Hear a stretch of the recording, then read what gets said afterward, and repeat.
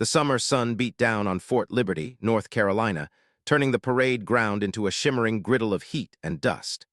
Captain Sarah Mitchell stood near the refreshment table, a plastic cup of lukewarm lemonade in her hand, watching the crowd of officers mingle at the annual Memorial Day ceremony reception. She wore her dress uniform with quiet pride. The rows of ribbons on her chest told a story that most people never bothered to read. At 38 years old, Sarah had spent nearly 2 decades in the Army, most of that time in places she couldn't talk about, doing things she couldn't describe. But today, at this polite gathering of military brass and their families, she was practically invisible. Sarah had grown used to that. She was 5'6", with an athletic build that her dress uniform disguised. Her light brown hair was pulled back in a regulation bun. She had the kind of face that people forgot easily, neither beautiful nor plain, just unremarkable. It was a face that had served her well in her line of work. She took a sip of the lemonade and grimaced, too sweet. "Excuse me, miss," a booming voice said behind her. "Could you point me to where they're keeping the real drinks?" Sarah turned to see a man in a navy dress white uniform, his chest heavy with medals and insignia. He was tall, probably 6'2", with iron gray hair cut close to his scalp and the kind of commanding presence that came from years of leading men into combat. She recognized him immediately. Rear Admiral James Harding, one of the Navy's most decorated SEAL commanders. She'd read about him in military publications. He'd led numerous successful operations in the Middle East and was something of a legend among special operations forces. "The bar is inside, sir," Sarah said politely, gesturing toward the officers' club building. "Through the main entrance to the left." Harding looked her up and down with barely concealed amusement. His eyes passed over her ribbons without really seeing them. "You Army?" he asked, though her uniform made that obvious. "Yes, sir." "What do you do? Admin? Logistics?" He said it with a slight smile, the kind that suggested he already knew the answer and found it mildly boring. Sarah felt the familiar tightness in her chest that came with being dismissed, but her face remained neutral. "I serve where I'm needed, sir." Harding chuckled. "That's a politician's answer if I ever heard one. Let me guess, you push papers at brigade headquarters, maybe run the personnel office." A younger Navy officer appeared at Harding's elbow, looking uncomfortable. "Admiral, I don't think." Harding waved him off. "I'm just making conversation, Lieutenant." He turned back to Sarah. "No offense, Captain. I'm sure your work is important. Every cog in the machine matters, right? We couldn't do what we do without people like you keeping the paperwork straight." Sarah's jaw tightened almost imperceptibly. "Right, sir." "What rank did you say you were?" Harding asked, though she hadn't said. His tone suggested he was asking more out of politeness than genuine interest. "Captain, sir." "Captain?" Harding's eyebrows rose. "Well, good for you. That's impressive for—" He caught himself, but Sarah knew what he'd been about to say. Impressive for a woman, impressive for someone in a support role, impressive for someone so unremarkable. "Thank you, sir," she said flatly. Harding seemed oblivious to her tone. "So, Captain, do you have a call sign? We all have nicknames in the teams. Mine's Hammer." He said it with obvious pride. "What do they call you? File cabinet, spreadsheet." The younger officer at his side looked mortified. "Admiral, perhaps we should." "I'm just having some fun, Lieutenant. I'm sure the captain here has a sense of humor." Harding grinned at Sarah. "Come on, what do they call you?" Sarah was quiet for a moment. She could walk away. She should walk away. This happened more often than people might think, the assumptions, the casual dismissals, the jokes at her expense. She'd learned long ago that some battles weren't worth fighting. But something in Harding's smug grin made her tired of swallowing her pride. "Night Reaper, sir," she said quietly. The effect was immediate and dramatic. The blood drained from Admiral Harding's face. His smile disappeared as if it had been surgically removed. He took a step back, and for a moment he looked like he might actually lose his balance. The younger officer's eyes went wide. "Holy," he stopped himself. "Ma'am, are you serious?" "Night Reaper," Harding's voice came out as barely a whisper. His hand reached out to grip the edge of the refreshment table, steadying himself. "You're the Night Reaper." Sarah said nothing. She simply looked at him with those unremarkable eyes that had seen things that would haunt most people for the rest of their lives. I didn't," Harding stammered, completely losing his composure. Other officers nearby had begun to notice the commotion. "I had no idea, your file, I mean, I've heard the stories, but they never said. They never said I was a woman," Sarah finished for him, her voice still calm and even. Harding's face had gone from pale to red. "I apologize, Captain, I sincerely apologize. I didn't mean to, I wasn't trying to." "It's fine, sir," Sarah said, though they both knew it wasn't. "If you'll excuse me." She set her cup down on the table and walked away, leaving Admiral James, Hammer, Harding staring after her like he'd seen a ghost. Because, in a way, he had. Sarah left the reception early, driving her old Honda Civic through the streets of Fayetteville toward the small house she rented on the outskirts of town. The sun was beginning to set, painting the sky in shades of orange and pink that reminded her of distant deserts and smoke-filled horizons.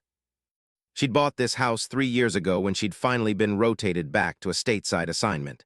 It wasn't much, a 2-bedroom ranch with a small yard and a carport, but it was hers, and more importantly, it was quiet. Sarah pulled into the carport and sat in the car for a moment, her hands still gripping the steering wheel. The encounter with Admiral Harding had rattled her more than she wanted to admit, though not for the reasons he might have thought. She wasn't angry at him for his assumptions. Men like Harding had been making assumptions about her since the day she'd enlisted at 19 years old. She'd proven them wrong so many times that their opinions had long since stopped mattering. What bothered her was the reminder of who she used to be. The Night Reaper wasn't just a call sign or a nickname. It was a ghost from a part of her life she'd been trying to leave behind. Sarah got out of the car and went inside. The house was cool and dark.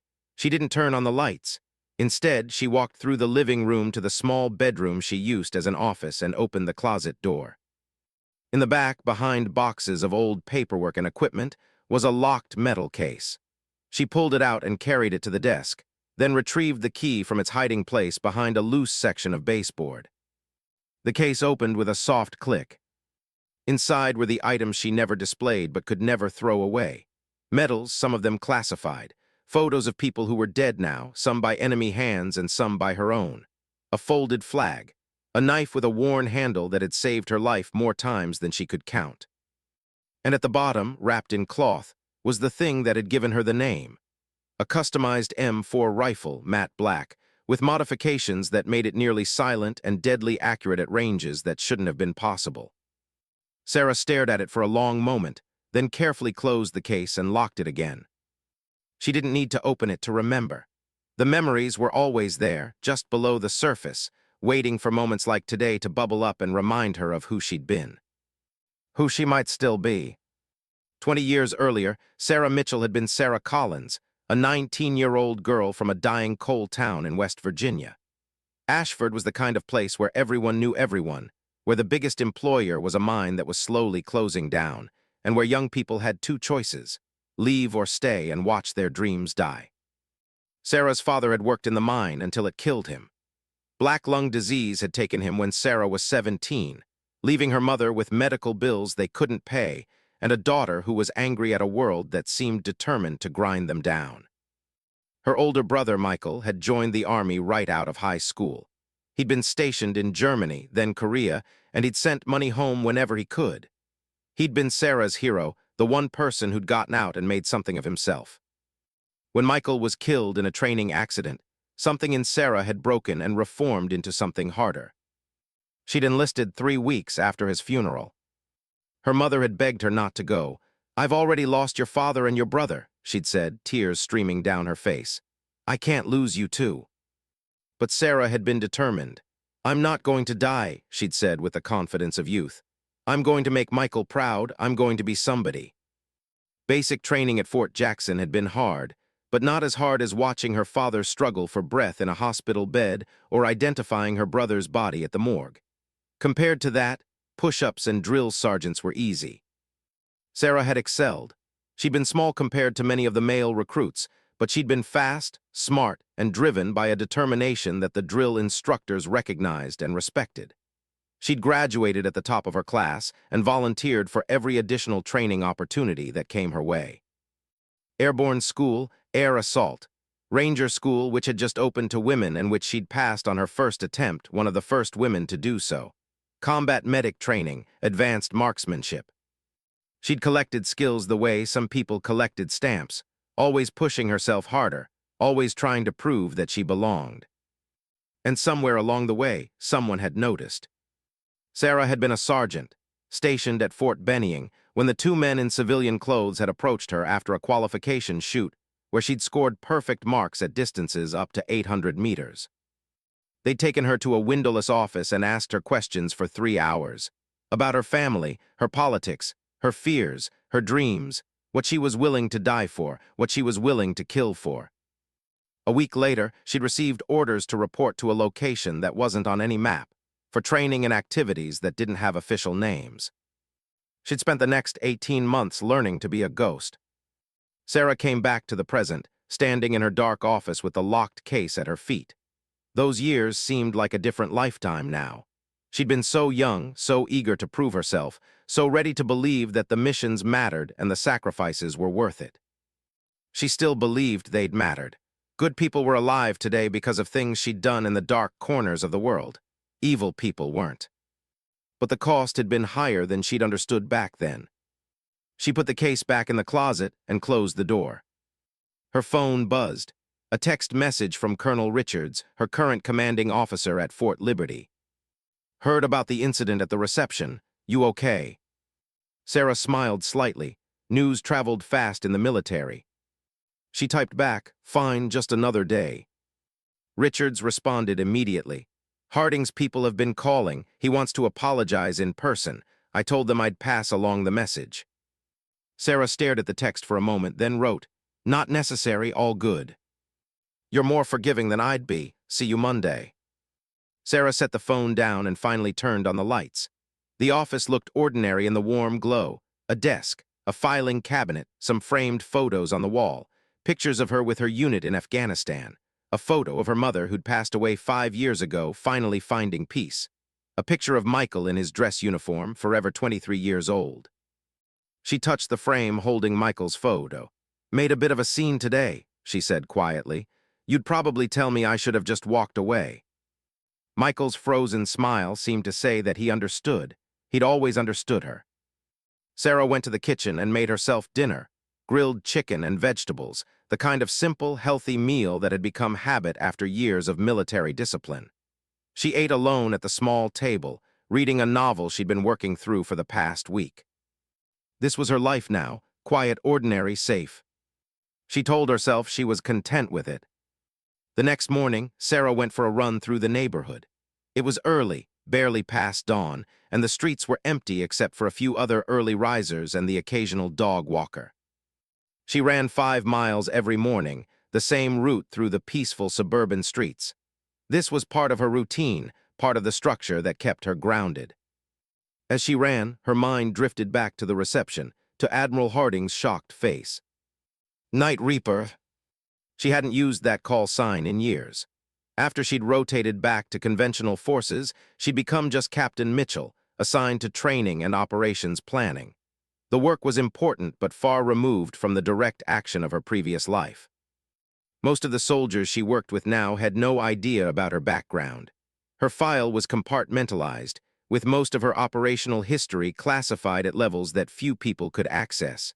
To them, she was just another mid-level officer, competent but unremarkable. Which was exactly how she wanted it. Sarah rounded the corner onto her street and saw an unfamiliar car parked in front of her house. A black SUV with government plates. Her pace didn't change, but her awareness sharpened. She cataloged details automatically. The slight tilt of the vehicle suggesting someone was sitting in the driver's seat. The condensation on the windows indicating the engine had been running recently with the AC on, the position that gave a clear view of her front door. She slowed to a walk as she approached her driveway, controlling her breathing and heart rate with practiced ease. The SUV's door opened, and a man stepped out. He was in his 50s, wearing casual civilian clothes that didn't quite hide the military bearing in his posture. He had the look of someone who'd spent his career in the intelligence community, watchful eyes that saw everything and revealed nothing. Captain Mitchell, he said, not quite making it a question. Can I help you? Sarah stopped at the end of her driveway, maintaining distance. The man pulled out a wallet and flipped it open to show a credential, Defense Intelligence Agency. My name is Frank Morrison. I was hoping we could talk. About yesterday's incident at Fort Liberty, and about your current assignment. Sarah's expression didn't change. I'm not sure what incident you're referring to, and my current assignment is none of the DIA's business unless you have orders stating otherwise. Morrison smiled slightly. I deserved that. Look, I'm not here in any official capacity. May I speak plainly? I'd prefer it. The situation with Admiral Harding has stirred up some interest. People who remember the Night Reaper operations are asking questions. Your name is being mentioned in circles where it hasn't been mentioned in a long time. Sarah felt a cold thread of concern wind through her gut. I'm not operational anymore. I haven't been for years. I know, and frankly, that's probably for the best. Morrison glanced around the quiet suburban street. You've built a good life here, quiet, under the radar. It would be a shame if that got complicated. It wasn't quite a threat, but it wasn't friendly advice either. What do you want, Mr. Morrison? I want to make sure we're all on the same page. Your past should stay in the past. The work you did was valuable, but those operations are still classified. Any discussion of them, even with people who were there, could be problematic. I'm aware of my security obligations. I'm sure you are, but Admiral Harding is a high-profile figure. He's been asking his intelligence contacts about you. He wants to know if the stories he's heard are true. That kind of curiosity can open doors that should stay closed. Sarah crossed her arms, so tell him to stop asking. We have, but you know how it is. Tell someone to stop asking questions, and it just makes them more curious. Morrison's expression became more sympathetic. I'm not trying to make your life difficult, Captain. I'm trying to prevent difficulties. If Harding or anyone else approaches you about your previous work, it would be best if you decline to comment. I always decline to comment. Good, keep it that way. Morrison pulled a business card from his pocket and offered it to her. If anyone becomes persistent, call me. I'll handle it. Sarah took the card but didn't look at it. Is that all? That's all. Sorry to intrude on your Sunday morning. Nice neighborhood, by the way, very peaceful. He got back in the SUV and drove away, leaving Sarah standing in her driveway with his business card in her hand and a familiar knot of tension in her shoulders. Sarah spent the rest of Sunday trying to relax, but Morrison's visit had left her unsettled. She did laundry, cleaned the house, worked on the novel she was reading. Normal Sunday activities. But underneath it all, she felt like a door she'd carefully closed was starting to open. By Monday morning, she'd pushed the feeling aside. She had work to do. Fort Liberty was one of the largest military installations in the United States, home to multiple divisions and training commands. Sarah's office was in a building that looked like every other administrative building on post, 3 stories of concrete and glass that housed the operations planning division where she worked. Her job involved coordinating training exercises, reviewing operational plans, and serving as a liaison between different units. It was detail-oriented work that required knowledge of tactics and procedures, but rarely involved actual field work.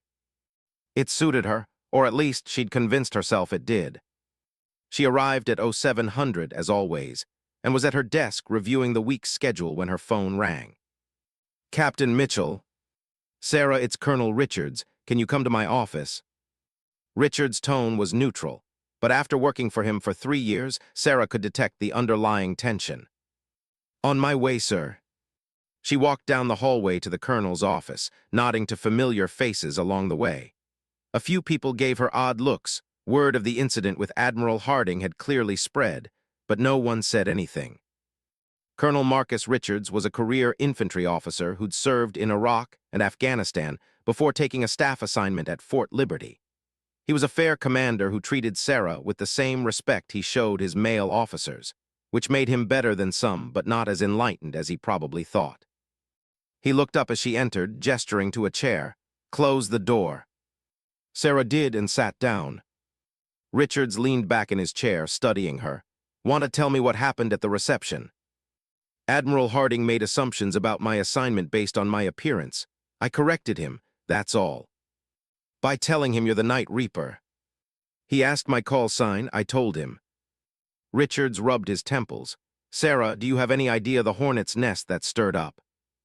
I'm getting that impression. DIA already paid me a visit yesterday. They did, Richard sat up straighter. What did they want? To remind me that my previous work is classified, and I shouldn't discuss it. Good advice. I hope you plan to follow it because I've got a meeting this afternoon with the base commander, and your name is on the agenda. Apparently, Harding has been making inquiries through official channels. He wants access to your personnel file. Sarah felt a flash of anger. He has no right. I know, and the request will be denied, but it's causing attention we don't need. Your file is compartmentalized for a reason. I'm sorry, sir. I should have just walked away. Richards shook his head. Don't apologize. Harding was out of line, and from what I hear, he knows it. But the problem is, now he's obsessed with finding out if the legend of the Night Reaper is real. And unfortunately, he has the rank and connections to make a nuisance of himself. What do you want me to do? Keep your head down, do your job. Don't talk to anyone about your previous assignments. And if Harding or anyone from his team contacts you directly, refer them to me. Yes, sir. Richard's expression softened slightly. For what it's worth, I'm not upset with you. You've served with distinction and you've earned the right to be respected. But the reality is, the work you used to do makes people nervous. They don't know how to fit you into their neat little boxes. Sarah stood. I'm used to it, sir. I know you are. That's part of the problem. The week passed in a strange state of heightened awareness. Sarah did her job, attended her meetings, reviewed her reports. On the surface, everything was normal. But she could feel the whispers. People looked at her differently now. Some with curiosity, some with skepticism, some with a new kind of respect. The story of her encounter with Admiral Harding had spread and mutated in the telling, becoming more dramatic with each retelling. She heard fragments of the rumors in the break room, in the hallways, in the parking lot. I heard she was Delta Force. No, not Delta, something even more classified. Killed more than 50 enemy combatants in a single operation. They say she can shoot the eye out of a needle at 1,000 yards. Most of it was nonsense, exaggerations built on a foundation of classified truth. But Sarah said nothing to confirm or deny any of it. She just did her job and kept her head down, as Richards had advised. On Thursday afternoon, she was working at her desk when Lieutenant Amy Chen from the personnel office appeared at her door. Captain Mitchell, you have a visitor in the main lobby. He says it's personal. Sarah felt her guard go up. Did he give a name? Admiral James Harding. Sarah closed her eyes briefly. Tell him I'm in a meeting. I did. He said he'd wait. Of course he would. Sarah saved her work and stood. I'll handle it, thank you, Lieutenant. She walked to the lobby with measured steps, preparing herself for whatever confrontation was coming. Admiral Harding stood near the main entrance, looking out of place in his Navy dress uniform among the Army personnel moving through the building. He turned when he heard her approach, and his face showed an emotion that surprised her, genuine remorse. Captain Mitchell, thank you for seeing me. I don't recall agreeing to see you, Admiral. What can I do for you? Harding winced at her tone. I came to apologize properly, not the stammering mess I made of it at the reception. That's not necessary. Yes, it is. He looked around at the busy lobby. Is there somewhere we can speak privately? Sarah considered refusing, but she could see that Harding wasn't going to leave without saying his piece. And the last thing she needed was more of a scene. Follow me. She led him to a small conference room used for visitor meetings. She didn't offer him a seat. You have 5 minutes, she said. Harding nodded, accepting the terms. I was disrespectful to you. I made assumptions based on gender and appearance. I was wrong, and I'm sorry. Apology noted. Is that all? No, Harding took a breath. I've been in special operations for 25 years. I thought I knew everyone who mattered in that community, but your name, the Night Reaper. I'd heard the stories, but they were always vague. No one would confirm who it was or even if the person was real. There's a reason for that, Admiral. The work was classified. It still is. Understand? And I'm not asking you to violate your security obligations, but I need you to understand why I was so shocked. He paused. 3 years ago, my team was operating in Syria. We were in a bad situation, pinned down, taking casualties, mission going sideways. We called for support and someone came. In the middle of the night, someone took out 6 enemy positions in less than 10 minutes. Perfect shots, every one. By the time we could maneuver, whoever it was had disappeared. Harding's voice grew quiet. Later, when we were debriefing, our intelligence officer mentioned that we'd had support from an asset code-named Night Reaper. But when I asked for details, I got stonewalled. Classified, need to know. The usual runaround. Sarah's expression didn't change, but inside she remembered that mission. She remembered the desperate radio call, the sound of gunfire in the background, the sergeant's voice saying they had wounded and couldn't extract. She remembered the feeling of her rifle's trigger under her finger, the way the night vision turned the world green, the sequence of shots that dropped the enemy fighters one by one. She remembered leaving before anyone could see her face. That team, Harding continued, 3 of those men are still serving because someone saved their lives that night. One of them is my godson. He met her eyes. So when I found out that the Night Reaper is real and that I'd insulted her to her face, I wasn't just embarrassed, Captain, I was ashamed. Sarah was quiet for a long moment. Your godson, was he the sergeant calling for support? No, he was one of the wounded, took shrapnel from an RPG. He's a lieutenant now, stationed in Virginia Beach. I'm glad he recovered. He wouldn't have had the chance if not for you. Harding's voice was rough with emotion. I owe you more than an apology, I owe you everything. Sarah shook her head. You don't owe me anything, Admiral. I was doing my job same as you do yours. We're all on the same team. Are we? Because the way I treated you at that reception suggests I forgot that. You're not the first person to underestimate me based on appearance, and you won't be the last. I'm used to it. You shouldn't have to be used to it, Harding said firmly. And I'm going to do better. I'm going to make sure my people do better. Sarah almost smiled. That's a nice sentiment, Admiral. But unless you're planning to follow me around correcting everyone who makes assumptions about women in the military, I'm not sure how much impact you'll have. Maybe not as much as I'd like, but I can start by showing you the respect you've earned. He came to attention and rendered a perfect salute. Sarah, slightly caught off guard, returned the salute. Thank you for your service, Captain Mitchell, Harding said, and thank you for saving my godson's life. He turned and left the conference room, leaving Sarah standing there with a strange mix of emotions churning in her chest. She'd wanted him to feel ashamed. She'd wanted him to understand the weight of his dismissive words. But now that he did, she found that it didn't bring the satisfaction she'd expected. It just made her tired.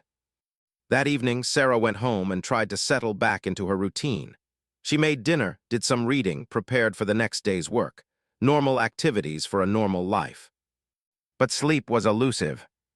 She lay in bed, staring at the ceiling, thinking about Admiral Harding's godson, thinking about all the people who were alive today because of things she'd done in the dark, and thinking about all the people who weren't. The Night Reaper had saved lives, but she'd also taken them. That was the job. Enemy combatants, insurgents, terrorists, whatever label made it easier to pull the trigger. Sarah had never killed anyone who didn't deserve it by the rules of war. But the weight of those deaths still accumulated, a burden that grew heavier with each passing year. She'd seen a therapist for a while after rotating back to conventional forces. The therapist had talked about moral injury, about the psychological cost of taking human life, even in war. She'd been understanding and helpful up to a point. But she'd also never been in combat, never looked through a scope at a living person and made the decision to end them. Some things couldn't be understood from the outside. Sarah eventually fell asleep, and her dreams took her back to places she'd tried to forget. Sandy streets and burning vehicles. The weight of her rifle and the smell of gun oil. Faces in the darkness, there one moment and gone the next. The sound of someone crying in a language she didn't speak. She woke at 0400, covered in sweat, her heart racing. The nightmares had been getting better. Months would go by without one, but stress always brought them back, and the events of the past week had definitely been stressful. Sarah got up, showered, and went for an early run. By the time the sun rose, she'd run 8 miles and exhausted enough adrenaline to feel somewhat normal again. She went through her Friday at work in a haze of competent professionalism, participating in meetings and reviewing documents, while a part of her mind remained distant and detached. Lieutenant Chen stopped by her office near the end of the day. Captain, there's a package for you at the front desk. It was delivered by courier. What kind of package? Don't know, but it has a Navy seal on it, so I'm guessing it's from Admiral Harding. Sarah sighed, "Thanks, Amy." She retrieved the package, a large envelope marked with official Navy insignia. Inside was a letter and a photograph. The photograph showed a young Navy lieutenant in dress uniform, smiling at the camera. He had Harding's eyes. The letter was handwritten.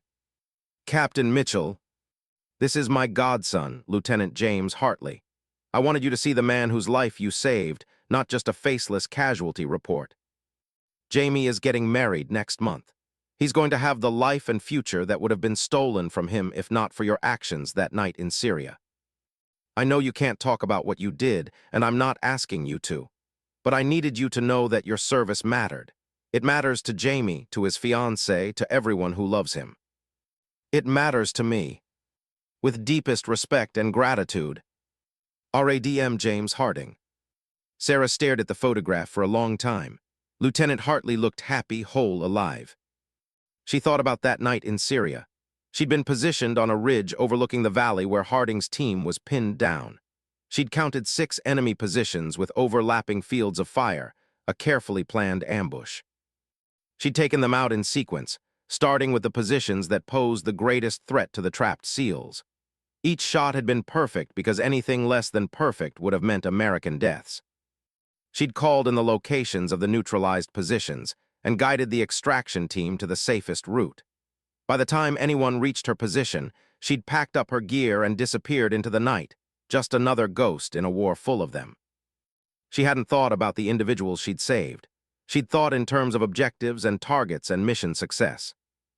But this young lieutenant with Harding's eyes, he'd been one of the wounded that night, one of the lives hanging in the balance while she'd made her calculations and taken her shots. Sarah carefully folded the letter and placed it and the photograph in her desk drawer. Then she locked her office and went home, carrying the weight of gratitude that somehow felt heavier than blame. The weekend passed quietly. Sarah spent Saturday working in her small garden, pulling weeds and trimming the hedges that lined her fence. Physical labor had always helped clear her mind, and she needed the clarity. The photograph of Lieutenant Hartley stayed in her desk drawer at work, but it had taken up residence in her thoughts. She'd saved him. She'd saved others too over the years of her operational service. But she'd never seen their faces afterward, never known what happened to them after the mission ended. Maybe that had been easier. On Sunday morning, she drove to the National Cemetery in Fayetteville.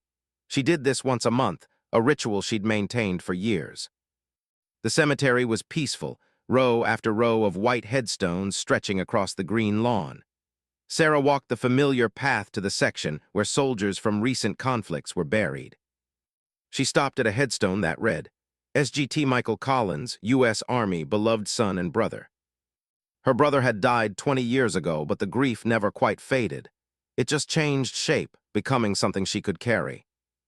"Hey, Michael," she said quietly, crouching down to pull a few weeds that had grown around the base of the stone. "Been an interesting week." She told him about Admiral Harding, about the photograph of Lieutenant Hartley, about Morrison's visit. She talked to the stone as if her brother could hear, as if he might offer the guidance she was missing. "I don't know what to do with this," she admitted. "I spent so long trying to move on from that part of my life, and now it feels like it's all coming back whether I want it to or not." The stone offered no answers, but Sarah felt better for having spoken the words aloud. A man's voice behind her said, "Captain Mitchell." Sarah stood and turned in one smooth motion, her hand instinctively moving toward where she would have worn a sidearm in combat. But this wasn't combat. It was a cemetery on a peaceful Sunday morning, and the man approaching was wearing civilian clothes and had his hands visible and non-threatening.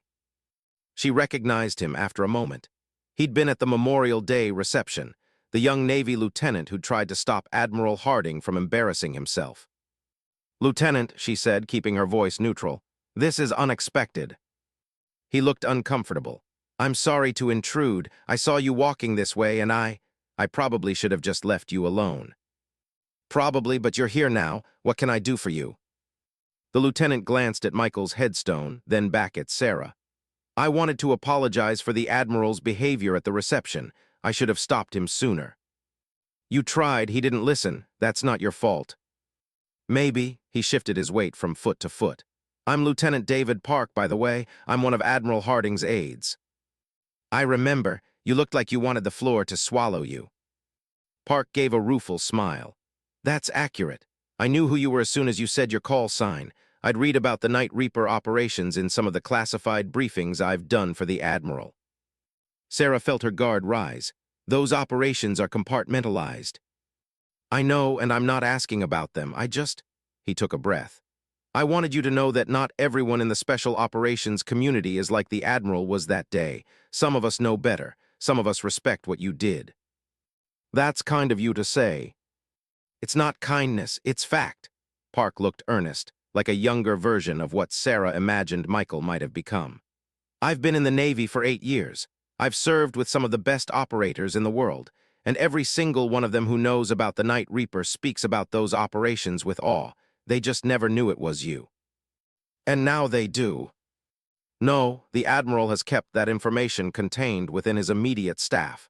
He understands that your identity needs to be protected. Sarah studied him. Why are you really here, Lieutenant Park? He met her eyes. Because I saw the way you handled the Admiral's disrespect. You could have destroyed him. One call to the right person, one social media post, and his career would have been over. But you didn't do that. You just walked away with your dignity intact.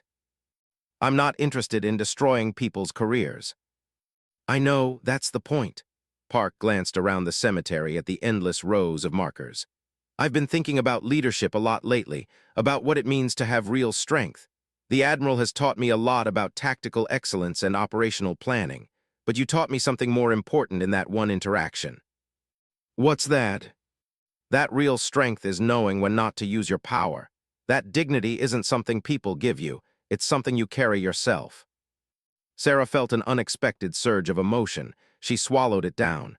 Your Admiral is lucky to have an aide who thinks so deeply. Maybe I'm just trying to figure out what kind of officer I want to become. He straightened slightly. Anyway, I've taken enough of your time. I just wanted you to know that what you did, both in the field and at that reception, mattered to at least one junior officer. He rendered a respectful salute, which Sarah returned. As he walked away, Sarah turned back to her brother's headstone. What do you think, Michael? Am I making a difference, or am I just stubborn? The stone was silent, but Sarah thought she knew what her brother would have said. He'd always told her that the two weren't mutually exclusive. Monday morning brought a surprise. Sarah arrived at her office to find Colonel Richards waiting for her, along with a woman in civilian clothes she didn't recognize. Sarah, good morning, Richards said. This is Dr. Jennifer Walsh from the Army's Personnel Research Division. She'd like to speak with you about a project she's working on. Dr. Walsh was in her 40s, with gray-streaked hair and the kind of intense, intelligent eyes that suggested she didn't miss much. She offered her hand. Captain Mitchell, thank you for taking the time to meet with me. Sarah shook her hand, glancing at Richards for guidance. He gave a slight nod that said this was legitimate. What can I do for you, Dr. Walsh? I'm leading a research initiative examining career paths of soldiers who have served in special operations and then transitioned to conventional forces. I'm particularly interested in the challenges of that transition and how we can better support personnel who make that shift. Sarah's defenses went up immediately. My previous assignments are classified. I understand. I'm not asking about operational details. I'm asking about your experience of the transition, how you've adapted, what challenges you've faced. Why me specifically? Dr. Walsh glanced at Richards, who nodded again. Because your case is unusual. Most special operations personnel who rotate back to conventional forces are male. The few women who have served in those roles face unique challenges that we haven't adequately studied or addressed. And you want to study me? I want to learn from your experience so we can better support the next generation of women who follow the path you've pioneered. Sarah sat down behind her desk, considering, what would this involve? A series of voluntary interviews. Confidential. Your identity would be protected in any publications or reports. We'd talk about adjustment challenges, professional relationships, career progression, that sort of thing. Not operational details. Absolutely not. Sarah looked at Colonel Richards. Your thoughts, sir? I think it could be valuable. The Army needs to evolve, and that requires understanding experiences like yours. But it's your choice, Sarah. No pressure. Sarah turned back to Dr. Walsh. Can I think about it? Of course, here's my contact information. She handed Sarah a business card. Reach out if you decide you're interested, and either way, thank you for considering it. After Walsh and Richards left, Sarah sat at her desk, turning the business card over in her hands. She'd spent years trying to fade into the background, to be unremarkable. Now people kept asking her to step into the light. The week developed into a strange rhythm. Sarah did her regular work, planning training exercises, reviewing operational procedures, attending staff meetings. But underneath the routine, she was increasingly aware of how people looked at her. Some with respect, some with curiosity, some with the kind of skepticism that said they didn't quite believe the stories they'd heard. On Wednesday, she was eating lunch alone in the dining facility when a young female lieutenant approached her table. "Excuse me, Captain Mitchell, may I join you?" Sarah looked up. The lieutenant was in her mid-20s, with the determined look of someone who'd rehearsed what she was going to say. "Go ahead," Sarah said. The lieutenant sat down, setting her tray across from Sarah. "I'm Lieutenant Rebecca Torres. I'm with the 82nd Airborne Division. I wanted to introduce myself because—" She paused, gathering courage. "Because I've heard the stories about you, and I needed to know if they're true." "What stories?" "That you served in special operations. That you were one of the first women to really prove that we could do the job at the highest levels." Sarah took a sip of water. "I served where I was assigned, same as everyone." "That's not really an answer, ma'am." "It's the only answer I can give. Most of my service record is classified." Torres leaned forward. "I'm trying to get into special operations. I've passed Ranger School. I've got all the qualifications. But every time I apply, I get told that I'm too small or not experienced enough, or that the units aren't ready for female operators yet." Sarah heard the frustration in the young woman's voice and recognized it. She'd felt that same frustration 20 years ago. "What do you want from me, Lieutenant?" "I want to know if it's possible. I want to know if someone like me can actually make it, or if I'm just wasting my time chasing something that will never happen." Sarah was quiet for a moment. "It's possible. But it's not easy and it's not fair. You'll have to be twice as good to be considered half as qualified. You'll have to prove yourself over and over again. And even when you succeed, there will be people who dismiss your accomplishments or attribute them to politics rather than merit." "Is it worth it?" "That's not for me to answer. Only you can decide what's worth it for you." Tor's shoulders sagged slightly. "I was hoping you'd be more encouraging." "I'm being honest, which is more valuable than encouragement. If you want easy motivation, there are plenty of people who'll tell you that you can do anything you set your mind to. But the reality is harder and messier than that." "Do you regret it, your service in special operations?" Sarah considered the question carefully. "No, I don't regret it, but I won't pretend it didn't cost me things, relationships, peace of mind, a certain innocence about the world and my place in it." "But you made a difference." "I did, and so can you, if you're willing to pay the price." Torres straightened, some of the determination returning to her expression. "Then I'll pay it, whatever it takes." Sarah almost smiled. "Come see me before you submit your next application. I can't promise anything, but I might be able to point you in the right direction." "Thank you, ma'am." Torres stood, picking up her tray. "And thank you for being honest. That means more than you know." After Torres left, Sarah finished her lunch, thinking about the young lieutenant's hungry determination. She'd been that person once, so certain that she could overcome any obstacle, so eager to prove herself. The confidence of youth was a powerful thing.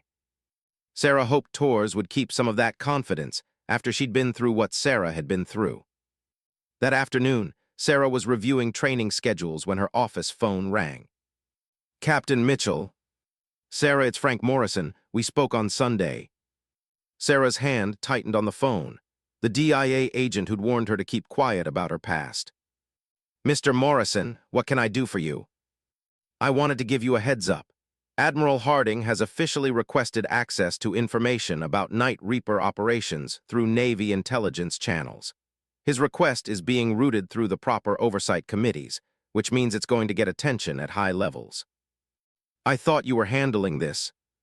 "We are. The request will be denied, but the process of denying it raises questions.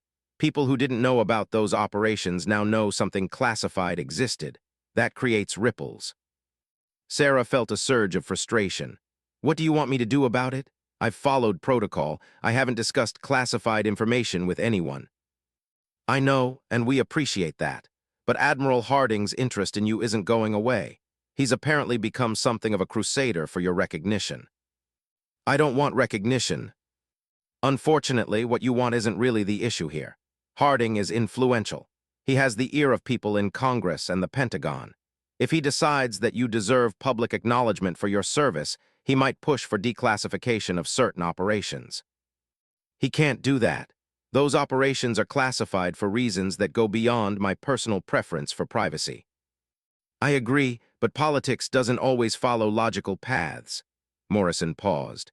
I'm not trying to alarm you. I just want you to be prepared for the possibility that this situation might escalate before it resolves. Escalate how?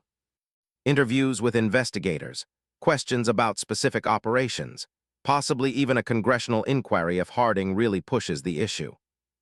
Sarah closed her eyes, feeling the life she'd carefully built threatening to unravel. This is insane. All I did was tell him my call sign. I know, but you opened a door he's determined to walk through. My advice is to prepare yourself and to keep your responses to any inquiries strictly limited to what's already unclassified. I don't need advice on operational security, Mr. Morrison. I'm sure you don't, but you might need a lawyer if this goes where I think it might go.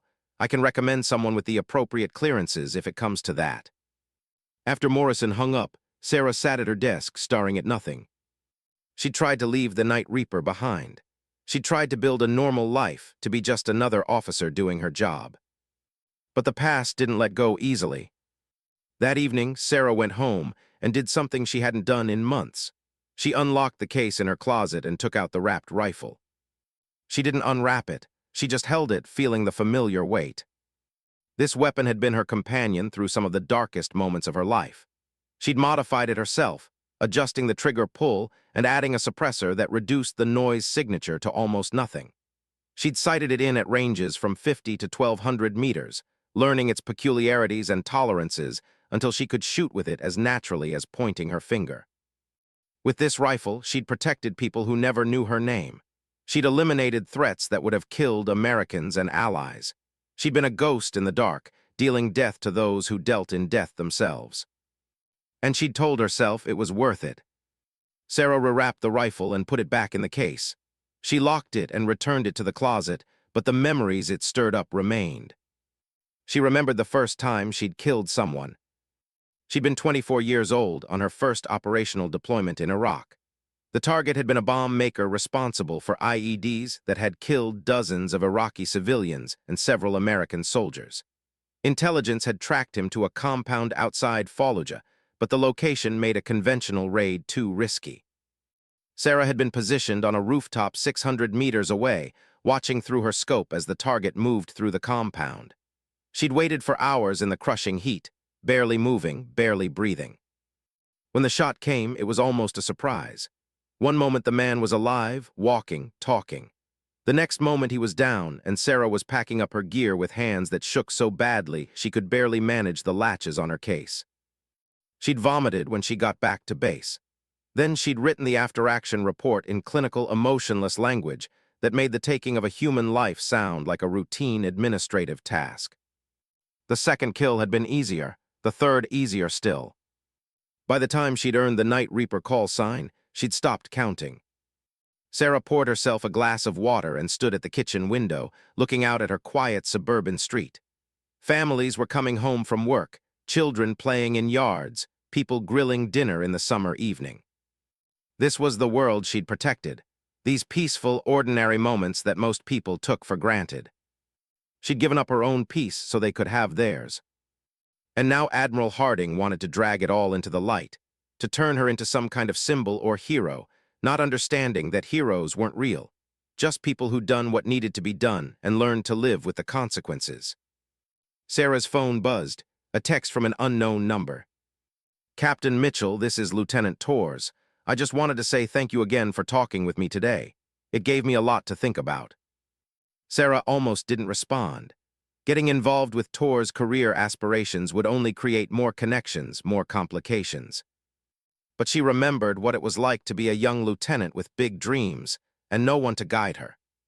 She typed back, "You're welcome. Remember, being good isn't enough. You have to be undeniable. Good luck." A moment later, "I'll make myself undeniable, you'll see." Sarah smiled slightly despite herself, the confidence of youth. She hoped Tors would prove her right. Friday brought another unexpected visitor. Sarah was working late, finishing up reports for the week, when there was a knock on her office door. "Come in." The door opened, and Admiral Harding stepped inside. He was alone this time, without his aides or the bravado he displayed at the reception. "Admiral," Sarah said, standing, "this is becoming a habit." "I know, I'm sorry." Harding closed the door behind him. "I wanted to talk to you before the weekend. I've been told that my inquiries about your service record are causing problems." "They are." "I didn't mean for that to happen. I was just trying to understand. To verify," he trailed off, looking frustrated. "To verify that the Night Reaper is real. To confirm that a woman could have done those operations." Sarah's voice was sharp. "Yes," Harding admitted. "And I know how that sounds, but I need you to understand where I'm coming from. I've spent my entire career in special operations. I thought I knew the community, knew the players, knew the legends. Finding out that one of the biggest legends was someone I'd never heard of, someone who didn't fit my preconceptions, it shook me. Your problem isn't my responsibility to fix, Admiral." "I know that, but I'm asking you to help me anyway." Harding moved closer, his expression earnest. "I've put in a request to have some of the Night Reaper operations declassified, not the sensitive intelligence or methods, just the basic facts of what was accomplished. Because I think the military needs to know. I think the country needs to know." "Absolutely not." Sarah's voice went cold. "Those operations stay classified. That's not negotiable. Why, you performed incredible acts of service. You saved American lives. You deserve recognition." "I deserve to be left alone." Sarah stepped around her desk, putting herself between Harding and the door. "You want to know why those operations should stay classified? Because the moment they're declassified, I stop being a person and become a symbol. I'll be dragged into political debates about women in combat. I'll be interviewed and analyzed and held up as an example or torn down as propaganda. My life will stop being mine." Harding started to speak, but Sarah cut him off. "More importantly, declassifying those operations will reveal methods and capabilities that are still being used by current operators. It will put targets on the backs of women who are serving now. It will give our enemies information about how we operate. And all of that will happen just so you can feel better about the fact that you underestimated me." "That's not fair." "Isn't it?" Sarah's eyes blazed. "You didn't care about the Night Reaper until you found out it was a woman. Now suddenly it's important that the world knows. That sounds more about your need to prove something than about my need for recognition." Harding was quiet for a long moment. "You're right," he said finally. "You're absolutely right. This is about me, not you. I'm trying to make up for my prejudice by turning you into a cause, and that's just another form of disrespect." Sarah's anger ebbed slightly. "I appreciate you acknowledging that. I'll withdraw my request for declassification." "Thank you." Harding moved toward the door, then paused.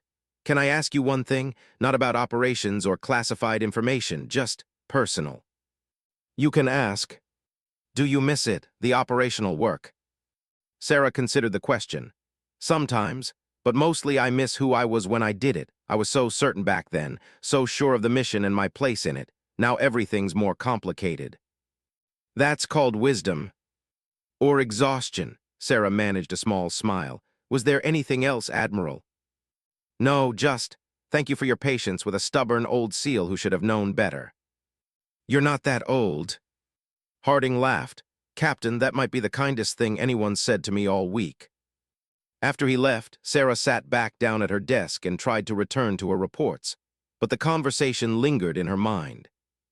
She told Harding the truth. She did miss the certainty of her operational days. Back then, the world had been divided into clear categories: mission and non-mission, target and non-target, success and failure. Now everything existed in shades of gray. She finished her work and locked up her office. As she walked to her car, she passed Lieutenant Tors jogging on the track that circled the parade ground. Tors waved and Sarah waved back. Maybe that's what wisdom was, understanding that the certainty of youth was an illusion, but still trying to help the next generation find their way through the complexity. Or maybe Sarah was just getting philosophical in her old age. She drove home through the summer twilight, ready for the weekend and whatever complications it might bring. Saturday morning started with a phone call that Sarah didn't expect. "Captain Mitchell, this is Colonel Amanda Price. I'm the head of the Special Operations Command Liaison Office at the Pentagon." Sarah sat up straighter in her kitchen chair, her coffee forgotten. "Yes, ma'am, what can I do for you?"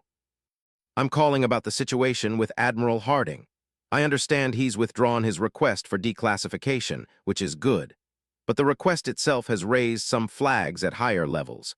People are asking questions about the Night Reaper operations, and we need to get ahead of this before it becomes a bigger issue." "Get ahead of it how?"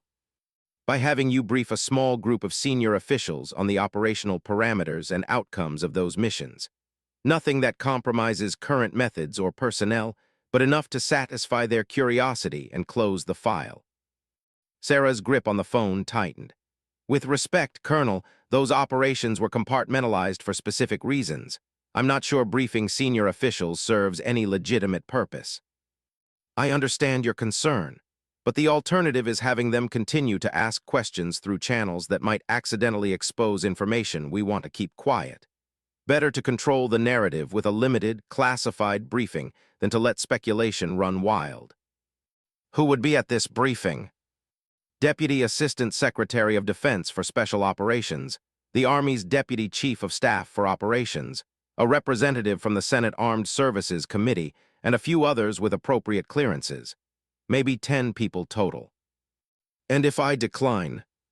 There was a pause. "Then you'd be within your rights, but it would likely generate more questions than it answers. These are people who are used to getting the information they request." Sarah heard the unspoken message. Refusing would make her look like she had something to hide, which would only intensify the scrutiny. "When would this briefing take place?" "Next Friday at the Pentagon. I'd provide you with guidance on what to cover and what to avoid. You'd have full support from our office." Sarah closed her eyes, feeling the life she'd built continuing to slip away. "Can I have 24 hours to think about it?" "Of course, but Sarah, may I call you Sarah?" "Yes, ma'am." "I know this isn't what you want. I've read your file, or at least the parts I'm cleared to read. You've earned the right to a quiet career, but sometimes the quiet life requires a little noise to protect it. One briefing, controlled and limited, might be the best way to put this issue to rest. I'll call you tomorrow with my decision." After Colonel Price hung up, Sarah sat at her kitchen table, staring at her now-cold coffee. One briefing. A few hours in a conference room at the Pentagon, talking about operations she'd tried to forget. It should have been a small thing, barely an inconvenience. But Sarah knew it wouldn't be small. The moment she stood up in front of those officials and told them about the Night Reaper, she'd be making those operations real to them. She'd be confirming that the legend was true, that she'd done the things the reports said she'd done. And once that door was open, it would be hard to close again. Sarah spent Saturday trying to distract herself. She went to the grocery store, cleaned her house, worked in the garden. Normal weekend activities that should have been calming. But her mind kept circling back to Colonel Price's call. In the afternoon, she drove to the library in downtown Fayetteville. She'd always found peace in libraries. The quiet order of the books, the studious atmosphere, the sense that knowledge and wisdom were available to anyone willing to seek them. She wandered through the stacks, not looking for anything in particular, just appreciating the familiar comfort of being surrounded by books. In the military history section, she found herself looking at volumes about recent conflicts. Iraq, Afghanistan, Syria, the places she'd served, written about by journalists and historians who'd seen the wars from the outside. She pulled out a book about special operations in Afghanistan and flipped through it. There was a chapter about precision targeting operations against Taliban leadership. The author mentioned rumors of a highly classified program that had been unusually effective. No mention of the Night Reaper by name, but Sarah recognized the operations being described. She'd been part of that program for 18 months, operating in the mountains along the Pakistan border. She remembered the cold at high altitude, the way her breath had fogged her scope until she'd learned to breathe differently. She remembered the targets, men who'd killed Afghan civilians, who'd orchestrated attacks on coalition forces, who'd prevented girls from going to school and women from having any life beyond the walls of their homes. She remembered feeling certain that removing those men from the world made it a better place. She still believed that, mostly. "Excuse me, are you Captain Mitchell?" Sarah looked up to see an elderly man in a veteran's cap looking at her with hopeful curiosity. "I am," she said cautiously. "I thought so. I saw you at the Memorial Day ceremony. I'm Henry Walsh, Army retired, served in Vietnam with the 1st Cavalry Division." Sarah shook his offered hand. "Pleased to meet you, Mr. Walsh." "Please call me Henry. I don't want to bother you, but I heard something interesting through the veteran's grapevine. Something about you serving in special operations." Sarah felt her guard go up. "I can't really discuss my service record, Henry.